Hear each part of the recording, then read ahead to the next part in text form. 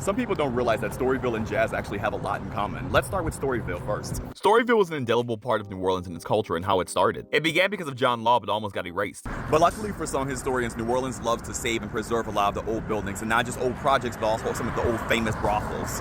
One of the former brothels still standing today is Lulu White's Saloon, which is now a corner store on Basin Street. They also have Frank Early's Saloon, which was a corner store, but is now a business, but it's still a landmark, I think, so I think it's going to be up forever. They also have Joe Victor Saloon, which was a food bar, but then it got discontinued, but it's still a historical landmark, so it's not going anywhere. John Law promised money in exchange for people, but because it wasn't in the best era, he populated with criminals and ladies of the night. They also have museums dedicated to Storyville, and it explains how it went from good times to conservatives moving to New Orleans and thinking it was the worst. And back in these days, jazz and the blues was considered the devil's music. It was the worst of the worst. It was evil, and nobody wanted to be associated with it. So one of the only places that they could play their music was in saloons, because of course, saloons was also viewed as like the worst of the worst, even though all the men were going there. And also same with jazz and blues, even though people secretly loved the music, they couldn't admit to it. So they would have to go to these jazz saloon bars to get the best of both worlds in some cases.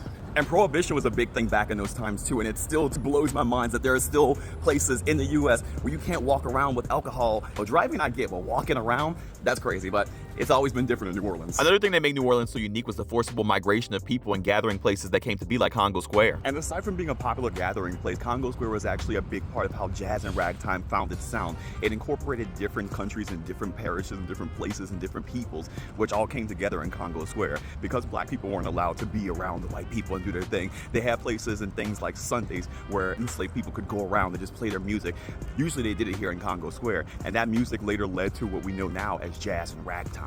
And while Louis Armstrong understandably deserves all the praise that he's gotten for his contribution to jazz music over the years, it is interesting that he was inspired by somebody who's hardly ever talked about in history with jazz, and that's Buddy Bolton. Louis Armstrong was inspired by Buddy Bolton, and he was like one of the pioneers of jazz music in New Orleans. However, possibly because of how he ended up passing away, they don't mention his legacy as much, but it's also interesting because Louis Armstrong, much like Lil Wayne, after he got famous, he was like, I'm leaving New Orleans. He ended up passing away in New York. Not to say that he still didn't give a lot to New Orleans and its culture, but it's funny that he was just like, I gotta get out of here. But thankfully, Armstrong Park at least does have some mention of Buddy Bolton and his contributions to jazz.